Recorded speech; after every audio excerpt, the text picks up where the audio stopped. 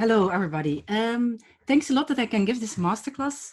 It's quite a pleasure and an honor that I can do this for this fantastic project. I'm always happy to talk about a combination of passions of me. And on one hand, I'm a psychiatrist, so I'm really interested in, of course, psychological issues. And then the other side, the reading part and children books part is also one of my passions. So if I can combine things, I'm always really happy. Um, Normally, I really like to work in an interactive way, but digitally wise, it's quite a challenge. So yeah, we just try and look how it will go from here. Um, Thinking about development of children, that's quite theoretical. So I really try to give you a bit of theory because I think it's interesting for you, for the writers and also the illustrators, but also to see how you can use it in a practical way. Of course, if you have questions, please interrupt me and just say if you want to ask me something. And as every human being, I'm biased in the sense that I realized just before I started with this presentation, I thought, oh, my framework is really like being a writer. So you will see that what I present in my presentation is a bit in the framework of a writer. So hopefully for the illustrators, it's also interesting. But the main topic is thinking about stories. So I think also for illustrators, it can be interesting. First of all, shared reading, it's not the topic of my presentation, but okay, I'm also a big fan of shared reading. So let's say something about shared reading. This is the concept. It's so simple. I'm also part of an organization here in Antwerp that does a lot of shared reading in different places, in psychiatric hospitals, in schools, in community centers. And this is a concept. You just read with a group of people. The facilitator reads it aloud, and you create a space to share feelings, thoughts, memories, and it's all provoked by the reading. So it's very powerful. I have to say, as a psychiatrist, sometimes I'm really struck by the fact how personal people are in sharing their emotions based on just like a few words, even more than when I work in my clinical practice sometimes.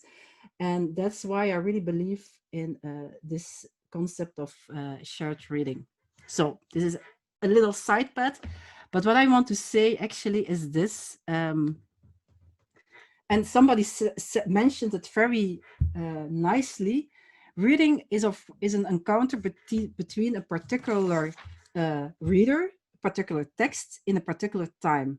So it's not the text itself. It's, of course, there is a text, and it's not also not simply the uniquely personal response, but it's really both sides. The story has roots in the text and in the personality that the reader brings into the reading, and in a particular time. Somebody said, oh yes, right now this text is a very interesting text for me, and it touches me for certain reasons. So there's also this, it's in a particular time.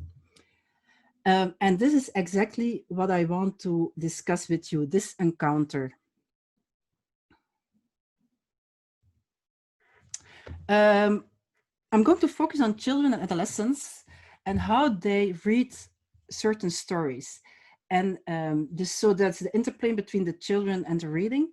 And of course, you have the context that's also very important because we're not living in a vacuum. So the context plays also a role in the whole interaction between children and reading. So this image. Even I am a writer, I really like to use a lot of visual materials, you will see, because I really believe in the visual support of illustrations. Okay, that's another statement for me. Before I really start to dig into the development of children, the kaleidoscope. It's very simple, and of course, we all know this. And I'm really happy that somebody said, we are many in one person. And that's exactly what I want to say. I want to dig in the stage of life, because I'm going to discuss the different stages of life of children and how it influences the reading. But of course, every person is unique and has different dimensions. You all know this, and I'm sure that it was also in different masterclasses that I mentioned it. But even we all know it, we tend to forget this because it's sometimes much easier to reduce a person, yourself, on another, to one dimension. And that's why I really find it very important to start to say we are all like a kaleidoscope. The question is, do you know what a kaleidoscope is? Maybe it's a bit strange question. Yeah, thank you, Shamisa. You know, you do the right movement. But I give this training also in the first year medical students, and seriously, the half of the class they don't know what it is, kaleidoscope. So that's why I'm asking. I have one here, but a very special. It's from Vilnius. Normally it's with flowers here, but I have the fall one because it's fall, and it's like with brown stones. And exactly the metaphor of the kaleidoscope is, these are all the dimensions of our identity, and depending how you turn, you see different aspects. Very logical, I know, but it's interesting just to mention this, because, for example, I'm here as a psychiatrist in my profession, but of course I have other dimensions. I'm also mother. I have 3 children, but at this moment it's not so relevant that I have 3 children. But when I'm at school, it's not so relevant that I'm a doctor or a writer. The most important thing there is that I'm there as mother of my children. So besides the fact that we have different dimensions, I'm also very sensitive to repeat that it's very dynamic too. And that's why I like the kaleidoscope, because it's changing. And of course, I think you know the intersectionality. That's a theory that I use a lot also to describe the different dimensions and the crossroads. But for some reason, I like it also, and it's very important, this theory. But what I like about the kaleidoscope is the dynamics, you know, the changing and the different aspects. The dynamic part is a very important one. For me, dynamic is not only in between the dimensions, because you see the different dimensions. I once gave also a workshop with you, Shamisa, about identity. So we also did this, we do a lot of exercise about it, but that is not the topic of today, so I will not go into that. But we have these different dimensions. They're all important some way and sometimes not. But at the same time, also one dimension is also dynamic. I mean, if you ask me, from where are you, or what is your ethnicity, it depends on who will ask me the question, what I will answer. If you ask me, I would say I'm from Indonesia. But I give this workshop in the Netherlands, and then I said, I'm from Indonesia, but from Chinese origin, because the context is different. And I know in the Netherlands, they know more about Indonesian history. So I start explaining that I'm also Chinese Indonesian. But I'm not explaining this right away because it's so complicated to start to explain every detail from my roots. So I just say I'm Indonesian. And that's also the dynamical part. When I lived in Canada and people asked me from where are you, then I said not Indonesia anymore. Then I said I'm from Belgium. And that's really interesting because I said, how come? But for some reason, that part of me was in the forefront at that moment. And then sometimes it's really funny because people think that Belgium is in Asia because I look Asian, and then they say, oh, Belgium, maybe that's an Asian country. It was a bit confusing sometimes. So that is also a very important part, the dynamics of the kaleidoscope. So that's is it a bit a statement? I always start all my trainings to say this, the dynamic dimension of identity. And it all depends on the turn, what you see, the kaleidoscopic view. I find it also very important because what I said, there's a lot of times a reduction to one identity. For example, I work also with children that are physically disabled on one of my jobs. And I'm always struck how these kids, the dimension of the kids is like having a handicap. Even they're much more, of course, they're much more than that.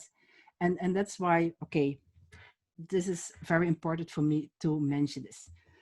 Now we will start with what I really wanted to say. I also wanted to say this, of course, but with the development. Group 1. So read the story from the 4 years old. Who can give a few keywords? What are the main topics are according to your group? Okay, so who will tell me? I don't know who was in it. the key topics were the wolf has the personification of something strong and the fear too.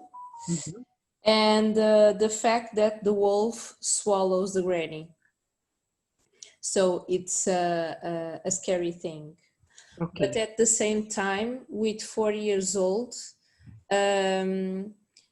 they can distinguish the reality from a thing that it's just imaginary.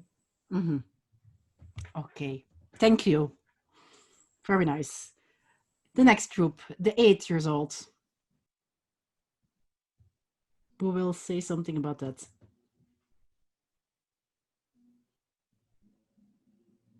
Do you want to talk, Najiva or Mirna? I can talk. But he's happy that you will start. Yeah, please do. Yeah, so we were saying that as an 8-year-old, you start to have some autonomy from your parents, and you start to have some liberty. So we were thinking that this was a story of liberty and of adventure and going on the woods and starting to discover things. And maybe as an 8-year-old, you don't have that sense of, you have that sense of right or wrong, but I don't think for an 8-year-old this would be like a story of the wolf is bad, this is good. It would be more of an adventure story. I don't know if I expressed myself right for the group, but Okay. Thank you. Okay, 16 years old. Who can say something about that?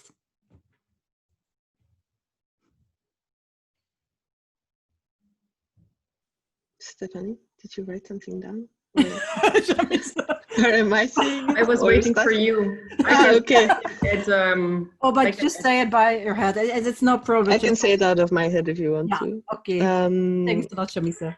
Yeah, so we're thinking about a teenager at that age, and being bad and straying and not following your parents or your grandparents, and the generational gap that you have as a teenager and your grandparents, but you want to take care of them. Mm-hmm. Then also something that I learned that's in high school, when I was in high school, that the red hiding the hood is also for your menstrual cycle, and the idea of, you know, starting to fall in love with strange men and listening to them, and then it's unsafe. And then also the wood guy, he's almost like the Prince Charming, you know, the idealization that teenagers have of love and mysterious princes that save you. That's what we got from it.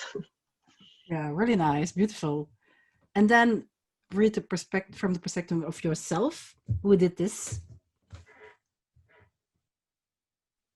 Go ahead, Yunshu, if you want. Yeah.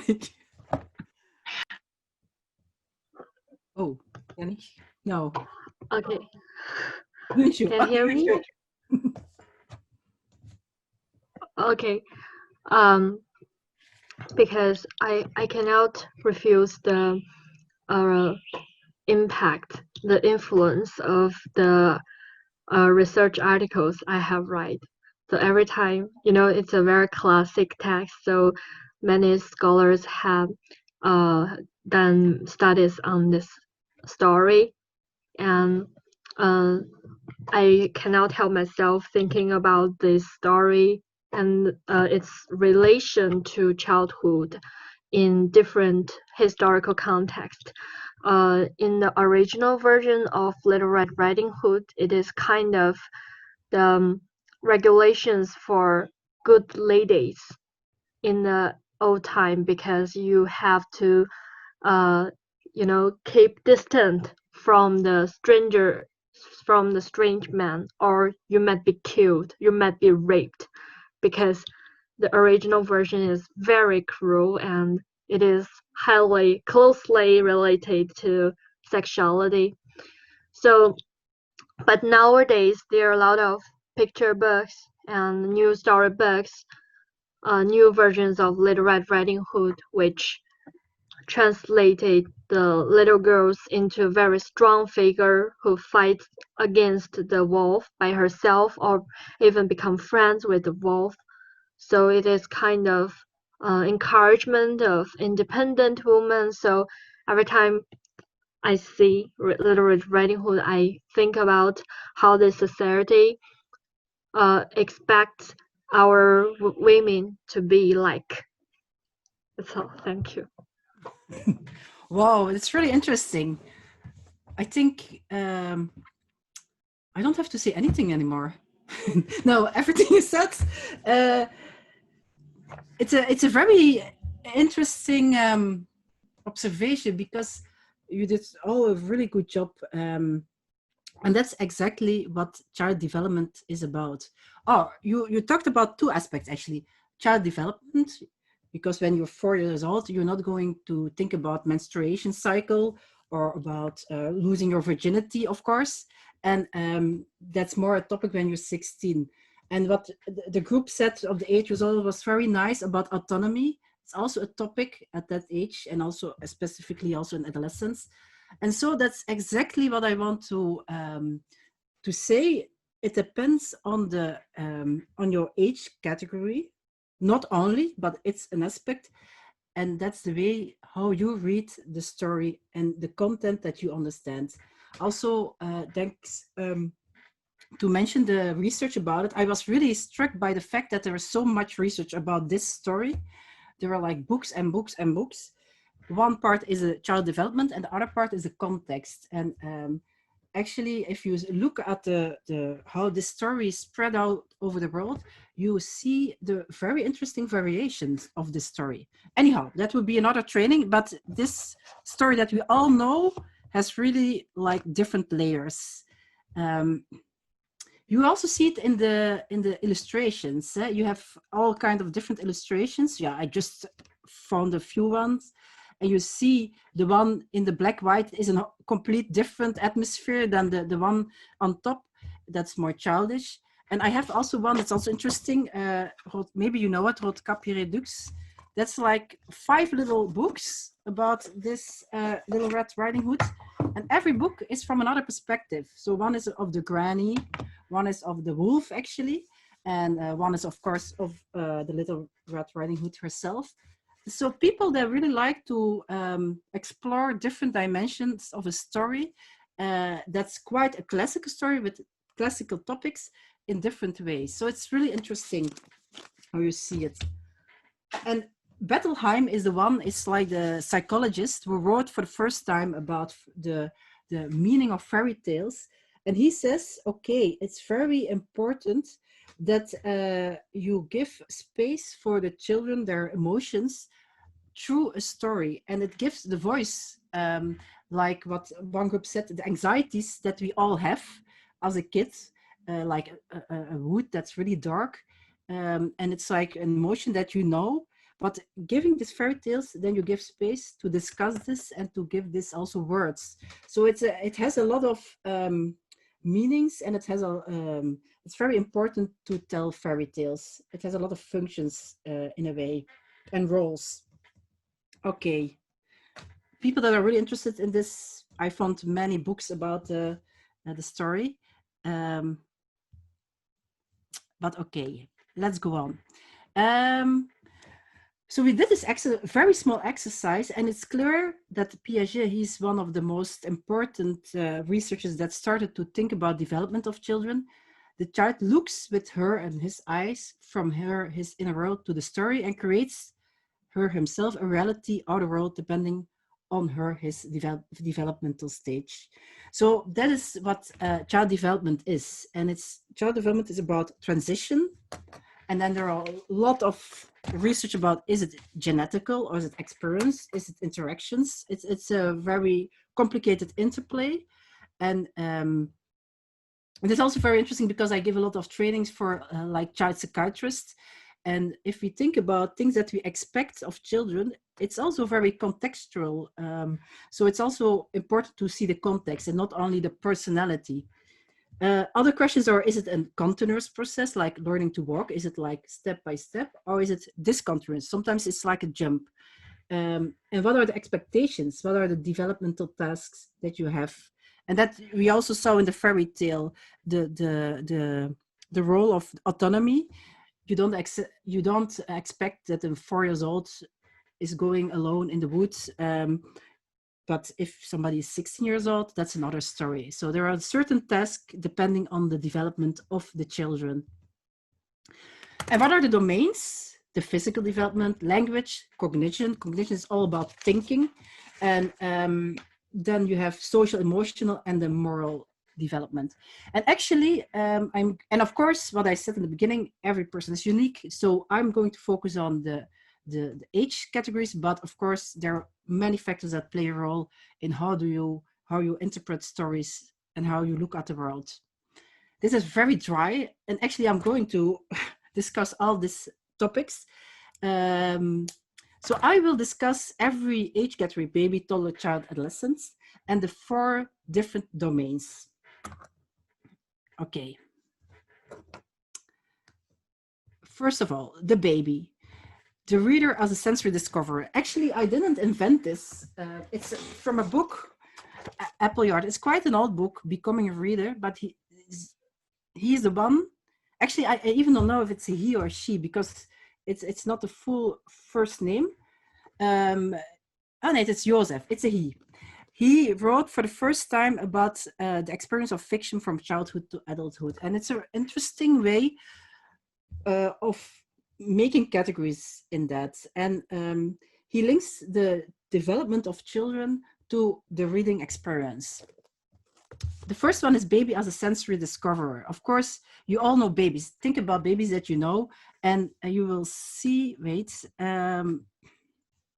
language, of course, there is not much words, but babies, as you know, they can still communicate in a non-verbal way with sounds to pre-verbal little words. And the cognitive development, so the thinking part, is a lot of times is sensory motor. So you're doing things, it's like, touching things, seeing things is a very important part. And for example, maybe you know the concept of object permanence. It's very simple. Like I have this book and I hide it here. We all know that the book is still here, even you don't see the book. But for babies, it's not clear. When you don't see it, it's not there. And it's really amazing that from the age of 4 or 5 months, they start to realize, even if you don't see it, it's still there. And that's a very important step in the cognitive development. And that's why kids, the small kids, they really love to play the game, kickaboo, peekaboo in English, so like this. They can do it like 100 times. And that's the playing around about, okay, is it there, is it not there? If you do the peekaboo with 16 years old, I mean, that's completely absurd, but babies, they love this. Social emotional, you have the basic emotion that you all know, happy, sad, anxious, angry. And it's really amazing how, from what age baby can recognize emotions. It's really from the start, actually. They can feel the emotions of their mother. It's not that they know I'm sad, but they have the emotions, they can show the emotions. So it's really from the start. Another important part is attachment. And of course, it's a very important part, the attachment between you and the caretaker, your parents, most of the times, or other caretakers. And the morality, it's also interesting. It's not that a baby think about what's wrong, what is good, but based on their own experience, they learn. They see, oh, my father is a bit mad if I do this. Okay, maybe I don't do it anymore. Or I try to do it a bit, and I know maybe I cannot, and I will see how he reacts. So that is the development of a baby. And okay, what kind of impact does it have on the stories? And it's very obvious, you all know it. You know, the typical touch and feel books is very important. And you want to discover things. For the illustrators, colors. I mean, they cannot read, of course, the babies, but they see the pictures, they see the colors from very young age. So even they don't see the shapes, they see colors. So it's a very interesting that how important it is to do the use of colors, of course, always, but specifically also in this age category.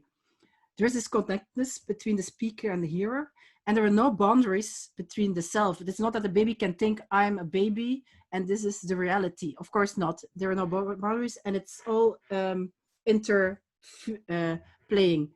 The narrative structure, the storyline for babies is limited, of course, and that can be a little story, but much more important is doing things together with you and your child, and the sounds and the movements and searching things. It's really like the sensory part of it.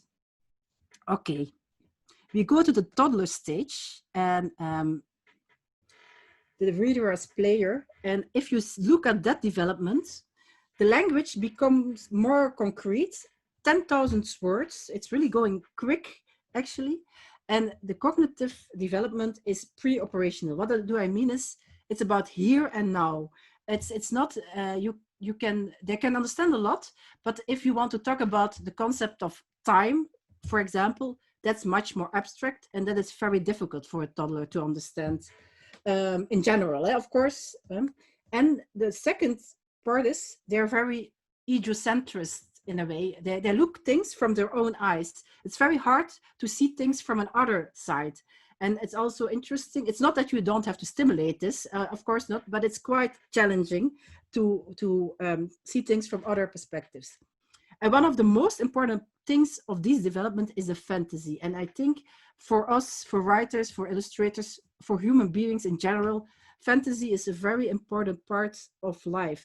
The problem is, I find it a problem that adults consider fantasy sometimes as a falsification of the reality. It's like you're lying, you're making up stories. But I want to say fantasy is actually an enrichment of the reality. And specifically in this age category, the reality, okay, we can discuss this for hours, is quite complicated and difficult sometimes. And for toddlers, they cannot understand, and even we cannot understand the world and the reality ourselves. But for toddlers, it's like much more fragmented, and it has different holes. So fantasy is a way to fill up the holes and to make it a story, an understandable story, the reality. And that's very important. It's that you stimulate this, I think. And I think that is also one of the tasks of us writing books and illustrating books, to stimulate this fantasy. And it's necessary to deal also with different emotions of even difficult conflicts. So this is a very important thing. And you recognize the Petit Prince, a very famous book. And you see adults say, what do you see? They say, we see, the hood, the hat. And kids say, we see the elephant. And I mean, this is a wonderful aspect, I think. And anyhow, it's also important to have fantasy as an adult. But it's quite difficult if you go to the realistic view to go back in a way. Morality is also interesting. They have much more sense of what is good, what is bad, but it's very individual still. You still think it's good because I think it's good, and I don't like it when people does this, and I see it when my parents react, but it's still a pre-conventional morality, just to say. It's still based on your own experiences and a bit broader than as a toddler, but still as a baby, I mean, but still. Okay, very shortly, just to show you a bit of, Jip and Janneke, maybe that's a typical Dutch and well-known story of two friends. And just to give you the world of a toddler. Where did Sippy go? Meow, meow, meow. Oh, look, Sippy's on top of the cupboard, on the big cupboard. So high, and she can't get down. She's frightened. Come on, says Jip. Come on, says Janneke. But the cat is afraid. Let's stand on a chair, Janneke says. And so they do. But the chair isn't high enough. A table, Jip says, and then a chair, and then a stool. It's a very high tower. And Jip climbs on top of it. Don't fall down, Jip. Be careful. But Jip doesn't fall down. He holds firmly onto the cupboard. Okay, just to get a grasp of it, the world of a toddler. And if you look at stories, play is very important. It's playing in different senses. It's playing between worlds, your inner world, the outer world. And if I talked about the fantasy, and if we look into these cognitive elements of fantasy, that's also the age that you start to think, is it real or is it not real? And that's a learning process. And you like to be in both worlds. You like to see things that are very familiar, and you like to see things that are quite new. The affective power fantasy is a bit what I already said about the role of the fairy tales. How do you make difficult emotions more concrete? And it helps to be reassured in a way. And representation, that I will discuss later on. Maybe you know the story of A Bit Lost. It's like the most existential anxiety that a kid can have. It's about a little owl that loses his parents in the woods, and then of course it will be resolved. But it's kids, they really like this in a way. Even it gives a lot of excitement, because it's quite what I said, this most difficult thing that you can overcome as a kid, that you lose your parents in a way. So but giving a story to discuss this is really like a support for kids, can give it support. Okay, now I go to the reader as hero and heroine, and that's like the age 6, 7, 8, 9, 10, you know, in the primary school. And I think this is also very familiar, because what there happens is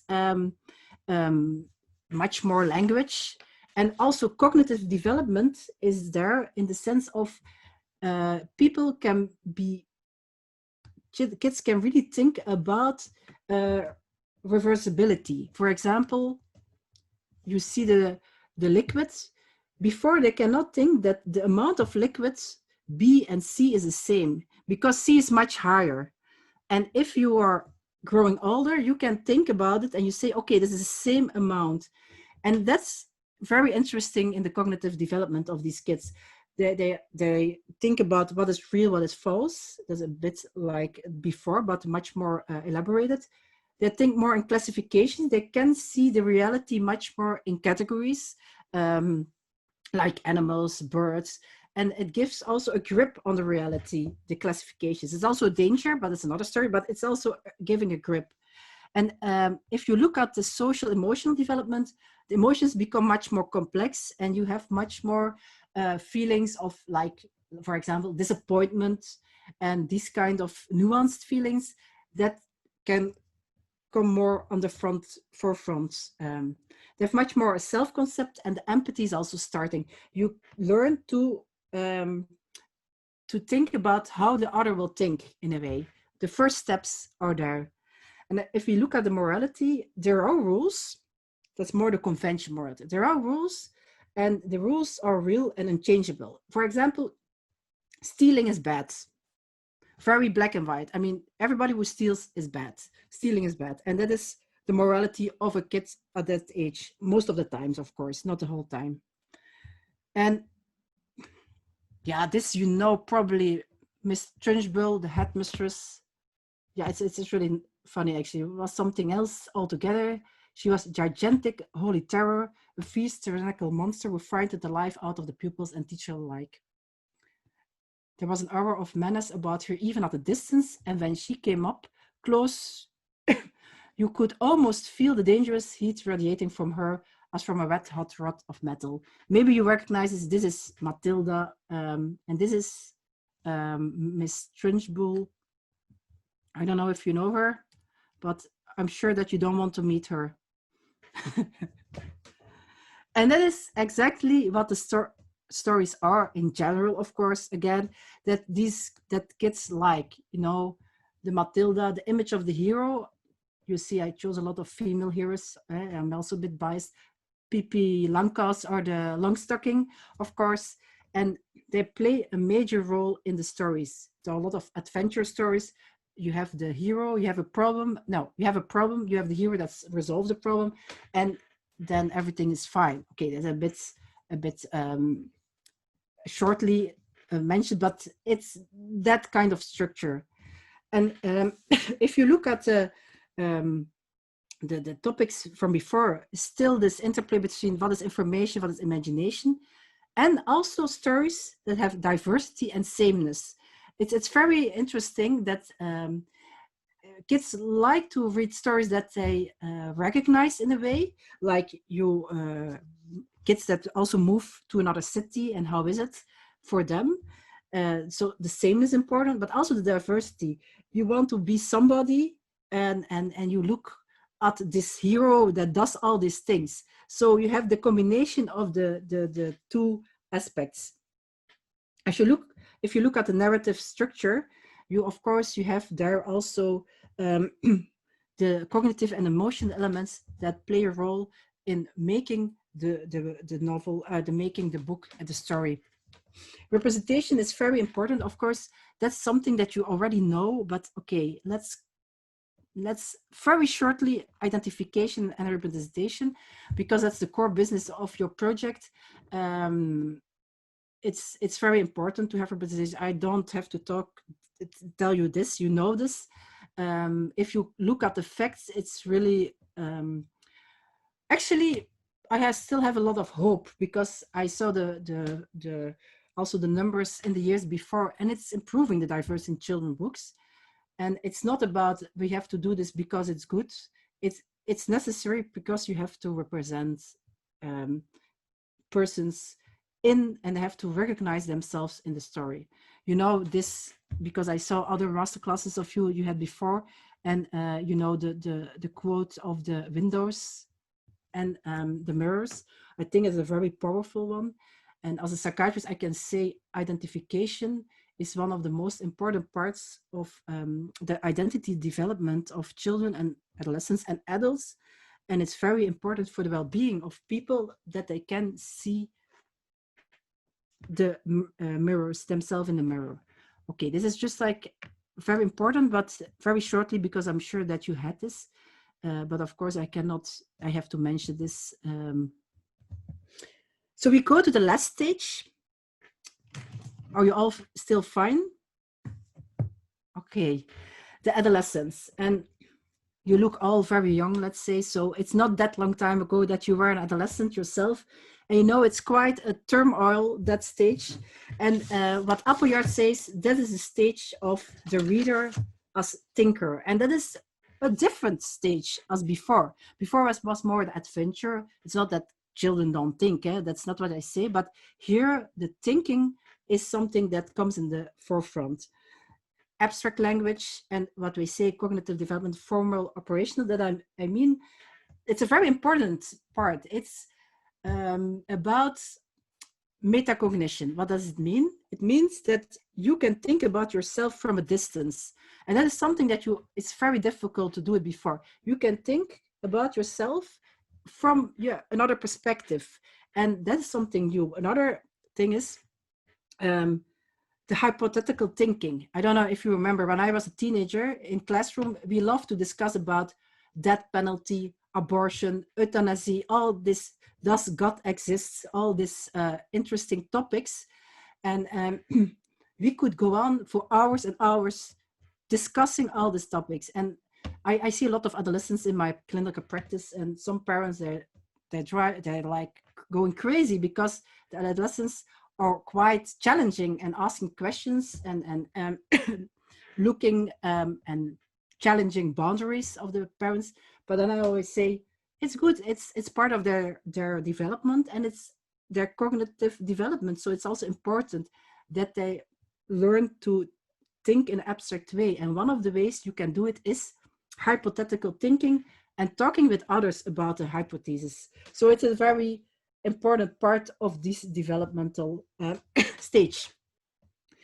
And if you see, if you see the picture, that's a very important part. It's like, what I think and see is not what everybody's thinking and seeing. So this is a stage, before it also started, that adolescents start to think, okay, the puppet is not seeing the same as what I'm seeing. So that's what we say, the beginning of, the empathy, but a bit more advanced. the complex empathy. If you look at the developmental tasks, it's also about identity, autonomy. It's what you also said in the fairy tale. The responsibilities are different, importance of friends, and the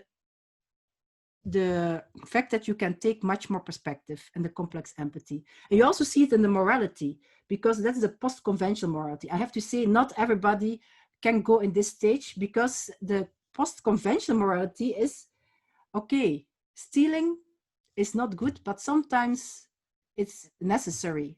Let's say you are a mother and you don't have money. Okay, this is a really like small thing, but it's not small, but it's like a bit out of the context. Let's say you don't have money to pay food for your kids. Okay, then sometimes it's necessary and logical in a way that you steal. And this kind of way of thinking is something that normally develops in this age category, the post-conventional morality. Okay, we're almost there. This is the movie Fucking Amal. Maybe you know the movie. It's a Swedish movie, and I just show you a few just to have a grasp on this turmoil period of your life, the adolescence. Okej, då får jag göra. Om jag hånglar med den. Om jag kysser den får jag 100 spänn. Du vågar aldrig. Har du inte 100 spänn? Du får 20. Nej, jag går tillbaka. Jag måste säga förlåt. Nej, skit i det. Det ska vara kul. Kysste de varandra? Nej, är det sant? Agnes! Det var inte meningen att göra sådär. Hade du gått och lagt dig?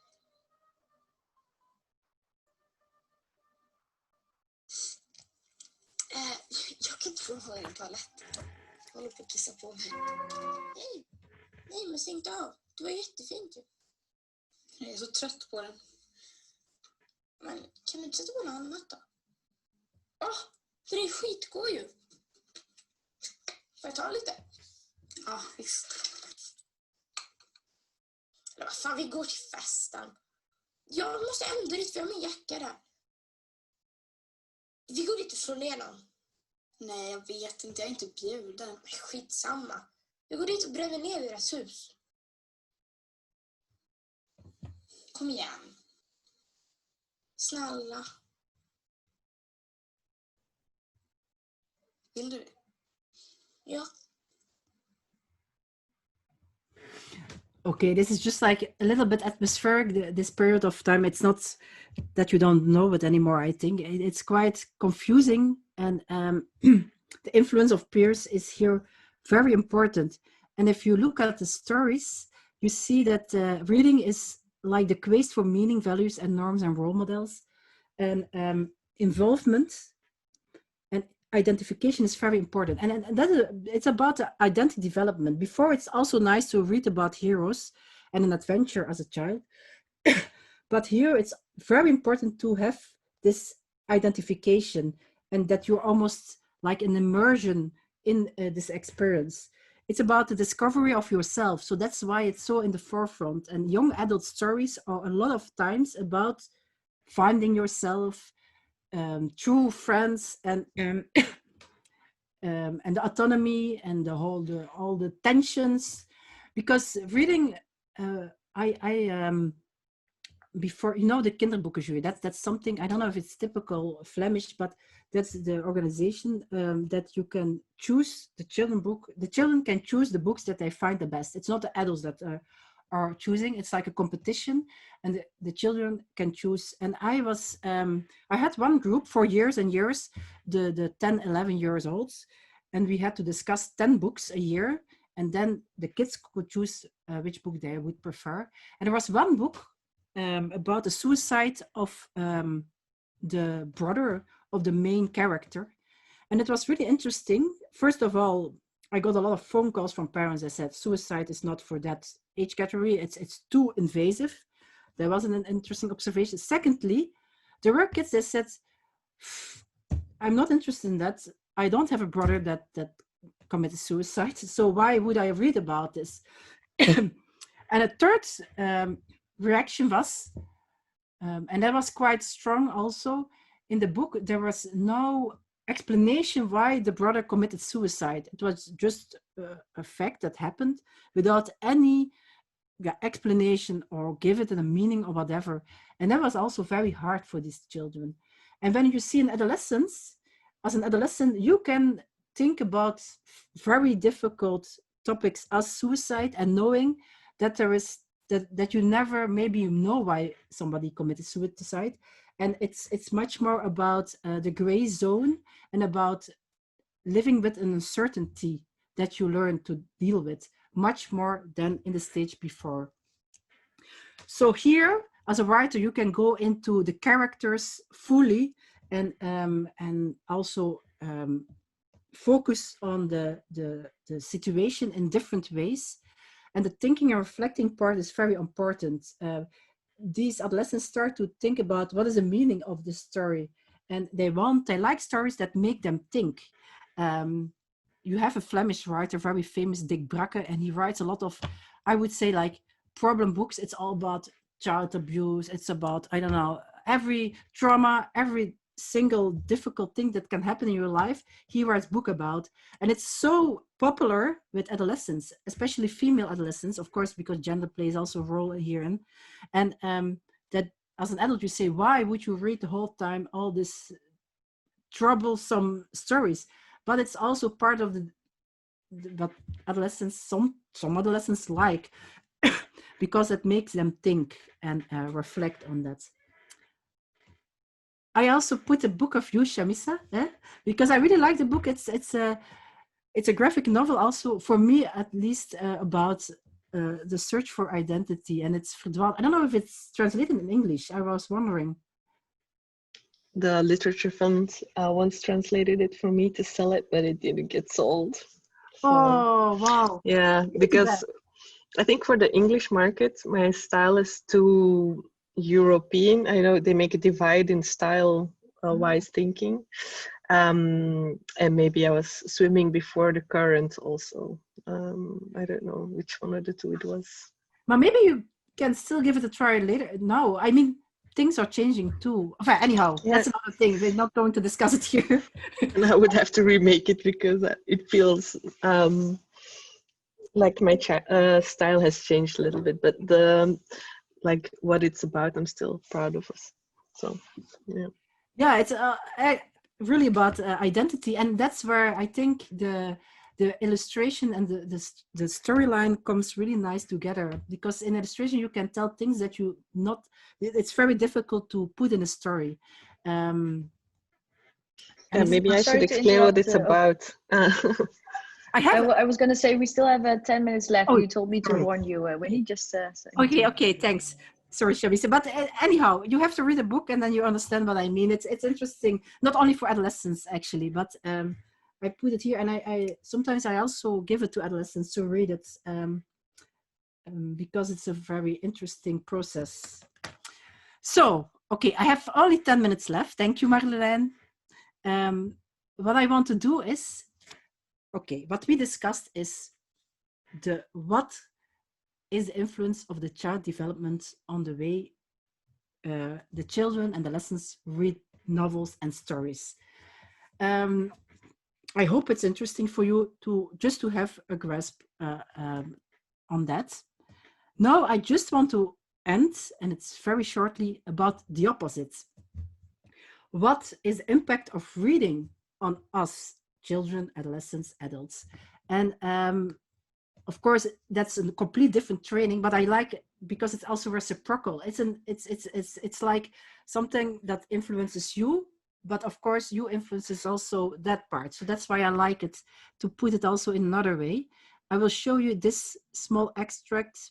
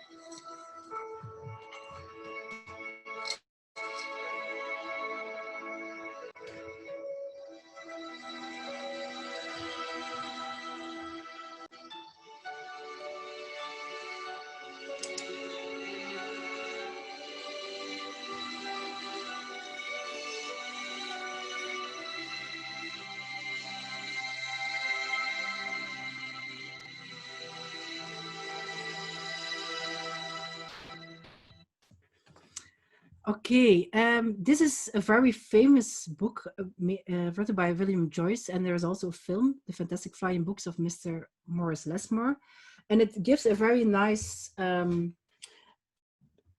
picture of why books are so important for you. It can uplift you, can bring you to another level.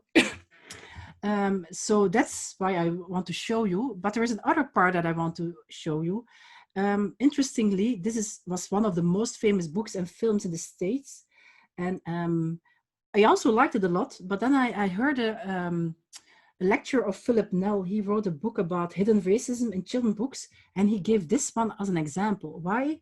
Because this book is based on a part of it on the Hurricane Katrina in New Orleans. And he said in this whole story, nobody in this book has a color. It's all white people. And that was interesting. I never thought about it, actually. Even I knew the book.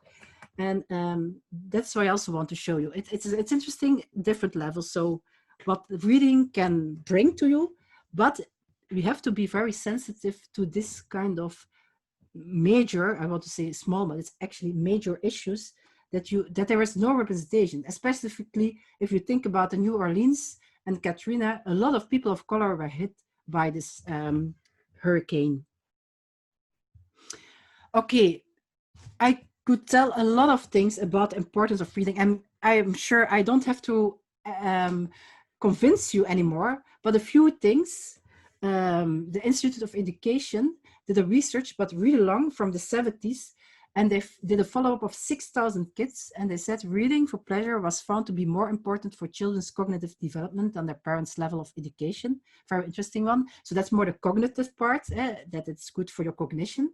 So, but it's also good for other things. Literature gives you images to perceive things, feel, think. So think about also what I said in the fairy tales.